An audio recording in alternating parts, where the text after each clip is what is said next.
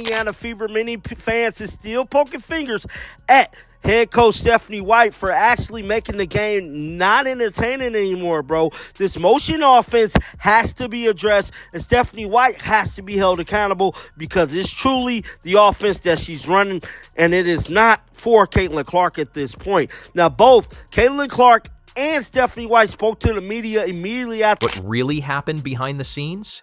Caitlyn Clark just dropped a brutally honest bombshell about her health.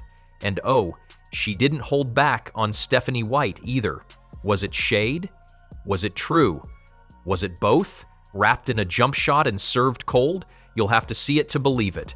Because this isn't your average press conference. Nope. This is Caitlyn uncensored, and let's just say, jaws are on the floor. Grab popcorn. It's that kind of video. I thought at times we could have played a little bit faster, and I think that's on me, like not conceding in that. We still got to play up tempo. We still got to play fast. But I mean, I thought for the most part we did a lot of stuff that coach wanted us to do, and you know, that wasn't why we lost. I can't hold you, man. That kind of looked like she let that slip out, man. I don't know. But I mean, we all see it. When they play slow, it's just not a good team, man. They're not as good as we see that they could be, right? So they need to play fast, man. I think, you know, they don't necessarily look that good when they're playing half-court ball. Maybe taking something from the Valkyries, man. The Valkyries run, all right? They be running. She looks exhausted, not tired, spiritually dehydrated. Caitlyn Clark is running on fumes, caffeine, and sheer willpower, while the WNBA throws every possible roadblock at her like it's some twisted version of American Ninja Warrior, but with worse referees and even worse coaching. Forget the hard wood. This woman's navigating landmines. The league needs to take care of Caitlyn, not for special treatment purposes, but that's who everybody's there to see. Everybody wants to see Caitlyn Clark play.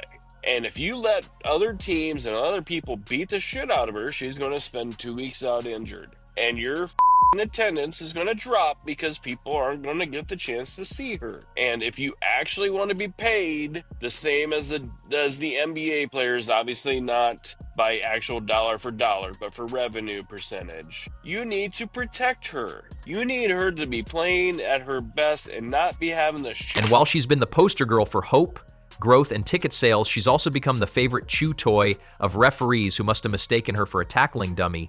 It's not just missed calls anymore, it's a full-blown experimental science project where referees test how many illegal screens and shoulder bumps one player can take before turning into emotional jelly.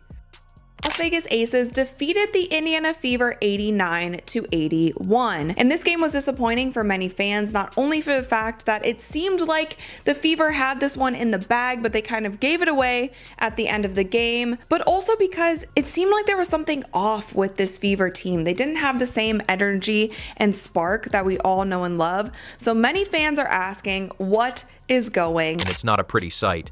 The whistles have turned into wind instruments that only play when she's the one doing something, and suddenly the rulebook feels like a choose-your-own-adventure novel authored by chaos. If someone sneezes on her, it's play on. But if she breathes near someone, that's a flagrant 2 and a 5-game suspension. I think I have figured out the solution to the Indiana Fever's problems. Hear me out, hear me out, hear me out. This is what we got to do. We got to put Caitlyn Clark off ball. We need to run a motion offense, so when the defense takes away what Caitlyn Clark does best, we have other players that can still perform, so when she does have bad games, we're not completely dead in the water. I think that is the best way to move forward with this Indiana Fever team. Physicality is criminal, not metaphorically, legitimately suspicious. There are muggings with less contact. At this point, we might need to check if some of these defenders have brass knuckles taped under their wristbands. And what's the league response? Crickets. Or worse, passive-aggressive Instagram posts that pretend everything's fine while their brightest star gets body slammed into irrelevance. And don't even get started on Indiana. Emotionally draining doesn't begin to cover it. The vibes are off. The air is heavy.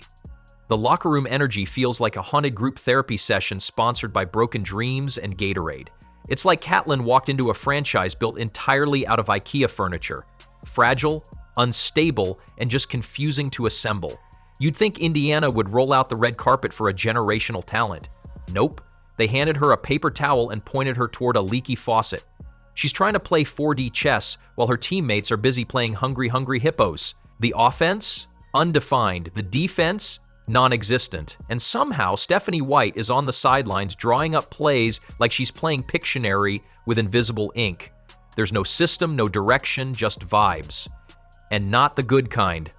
Let's first talk about Caitlyn Clark. So she struggled once again in this game. She was 7 for 20 from the field and 1 for 10 from 3, which puts her at 1 for 17 over the past few games. And if you're a fan of Caitlyn Clark, you know that this is so unlike her. She is arguably the best shooter in the WNBA, and she is having a significant cold streak over the past 2 games. But her missing shots isn't actually what bothers me. The thing that bothered me most in the game yesterday was the one shot that she passed up. Now, she had been missing a few shots, and if you guys were on my live stream, I said the thing that she needs to do is to continue shooting. Shooters shoot. The only way to break a cold streak is to continue shooting. Every time Clark turns to the bench, it's like looking into the void. Stephanie White stands there, gesturing like she's ordering coffee in a loud drive-thru while the game slips further into chaos. It's not coaching, it's interpretive dance. One moment she wants fast pace, the next she's screaming about patience, and the players are caught in a full-speed existential crisis trying to decipher which version of the plan they're following, if any, and it's starting to show. Clark's game, once crisp and electric, now looks like it's buffering. Her passes are a little late, her confidence a little shaken. She's hesitating where she once attacked with reckless genius. And honestly, who wouldn't? Imagine trying to execute elite-level basketball while constantly checking your back for flying elbows and your bench for signs of sentient life. At this rate, Caitlyn's going to need a sabbatical, or an exorcist, or maybe both. Because what's being done to her isn't just bad basketball, it's psychological warfare. This league is supposed to protect and elevate its stars, not grind them down to dusty highlight reels and regret. And yet, here she is, slowly being drained by a league that begged for her brilliance, but forgot how to nurture it. Wait, what'd you say? Wait, what? Did you just tell me that Stephanie White went on an interview tour this whole entire offseason saying exactly that? Did you just tell me Stephanie White went on an interview? So how come when Caitlyn Clark has a bad game, this team looks like absolute dog shit? How come when Caitlyn Clark isn't busy backpacking this team, it looks like absolute dog shit, coach? Just a question. Just a question. What we saw today, folks, I feel bad for everybody that had to sit through that. Everybody that wasted 2 hours and 25 minutes watching the Indiana Fever versus the Las Vegas Aces. I feel bad that we had to sit through that. That was a tough watch. And the kicker? She hasn't even hit her sophomore stride yet. This is supposed to be the glow-up season, the big leap, the I know what I'm doing now phase. Instead, she's trying to survive the Hunger Games with a water pistol and a set of mismatched teammates. And while the fan base is screaming for help, league officials are out here playing Sudoku with the rules. It's almost poetic, in a tragic Shakespearean way. A generational talent stuck in a remake of Groundhog Day, where every game is just a remix of disappointment and bruised ribs. And through it all, Stephanie White continues to smirk her way through press conferences like she's unlocked some master plan that only exists in a parallel dimension. Get out before she starts second-guessing the very instincts that made her unstoppable, before she trades her fire for fatigue, before she wakes up and realizes she's not leading a revolution. She's trapped in a dumpster fire with a hoop nailed to the side. Well, I think you have to look at things a little bit holistically. I think Caitlyn Clark is a really hard player to officiate, much like Diana Taurasi was throughout the course of her career, for a couple of reasons. Caitlyn Clark regularly gets picked up in the full court. She also gets blitzed more over the course of her career than any player in WNBA history or in that period of time. And she also creates some contact herself on the offensive end of the floor. She is very difficult to officiate because of all of the contact that's happening around her. She needs an escape plan, a parachute, maybe even a time machine. Because the longer she stays in this emotional blender, the harder it's going to be to recover. And no, this isn't just about losing games. This is about losing her identity as a player while the league sits back and lets it happen. It's baffling. They rolled out every camera and sponsorship deal the second she went pro, and now they're letting her fade behind post entries and aimless dribble handles?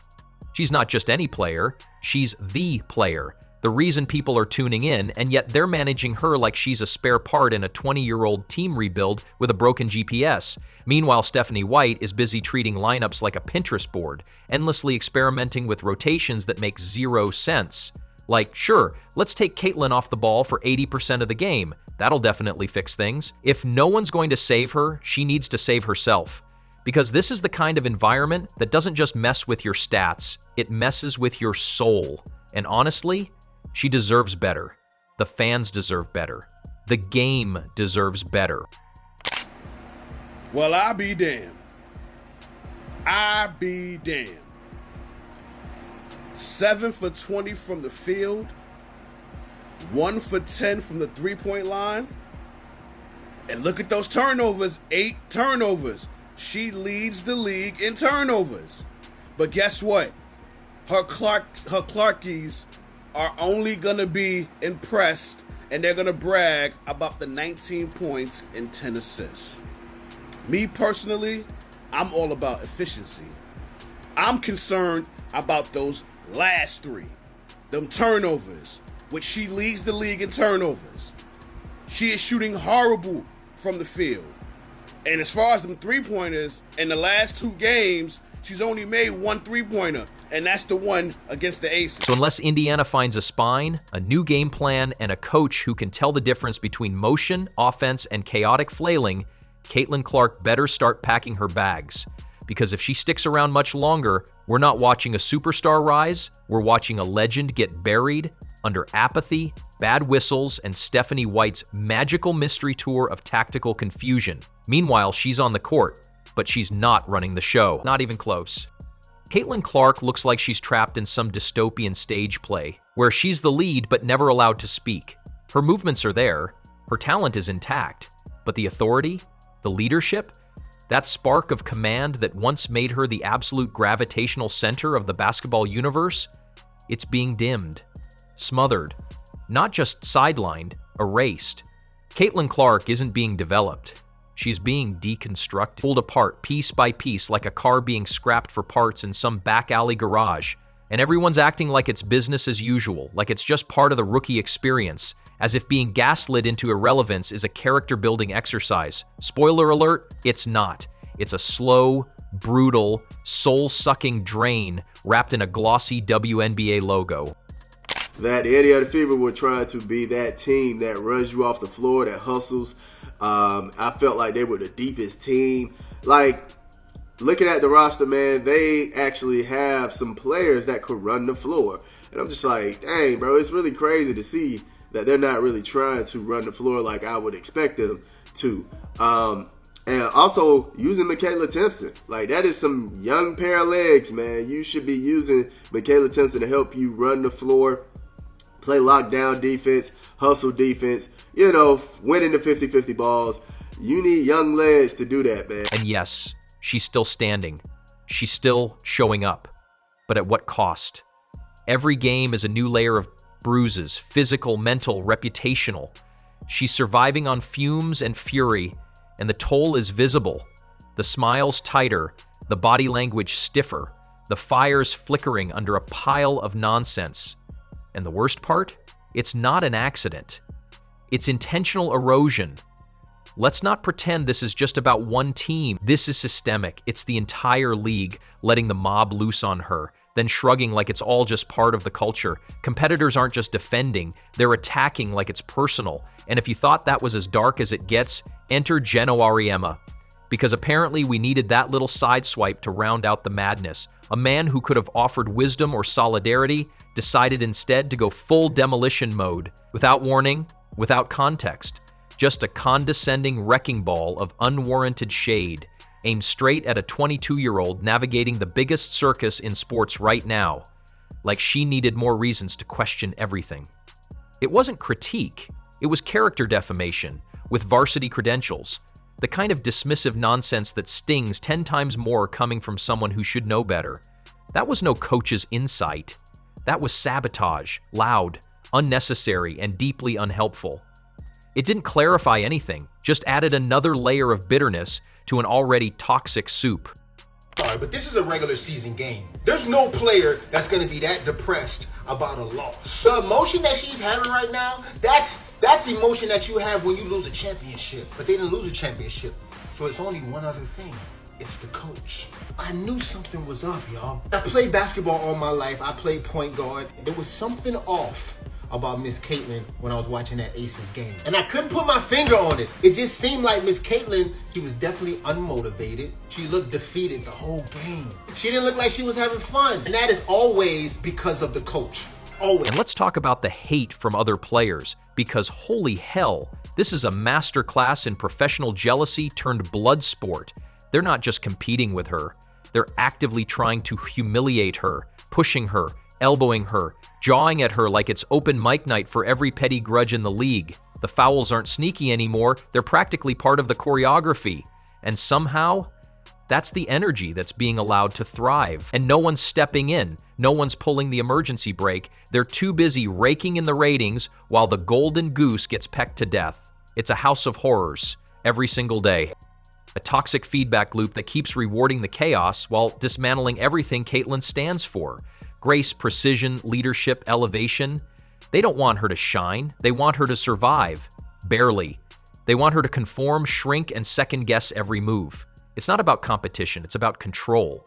And it's not just infuriating. It's sickening. Physically nauseating, like watching a masterpiece get spray-painted with insults in slow motion while everyone claps. And if you think that's dramatic, ask yourself why the league's biggest draw is also its most targeted punching bag.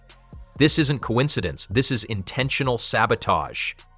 Reason any professional athlete or any ball player is not having fun on the field because this is the game they love. They've been loving this since they was a kid. Because the only reason a player is not having a good time playing the game that they love is because the coach is trying to put shackles on them, trying to control them too much. With a player like Caitlyn, you gotta let them loose. This is something that Steve Kerr had to realize when he was dealing with Steph. Steph was shooting all them logo threes. He was shooting all the shots early in the shot clock. Steve Kerr would shake his head. He'd be like, oh, what are you doing? But after a while, he had to let this player do his thing. Bro, that was the first time I ever seen Caitlyn Clark walk the ball down the court. And I'm not... We're talking about a player who brought millions of eyeballs to the league, who sold out arenas, inspired a new generation, and turned casual viewers into passionate fans. And instead of protecting that, the WNBA handed her over to a gauntlet of bitterness and let it rip. Because nothing says thanks for saving the franchise like ritual humiliation in primetime. And yet, she plays on. Through clenched teeth and bruised pride, she still laces up. It's dragging yourself through a league that feels less like a sport and more like a bad reality show with fouls. The physical attacks are bad enough, but it's the emotional whiplash that does the real damage. Every day, she's stuck performing in a theater of absurdity where the rules change by the hour and the stage crew actively hates her. And through it all, she's expected to be the brand ambassador, the flawless role model, the face of a league that won't even back her when she's being tossed around like a chew toy. This isn't player development, it's public sacrifice. And you can see it in her eyes now, that edge of tired that no amount of rest fixes, that quiet exasperation of someone who's realizing that doing things the right way means nothing when the system is built to punish you for existing.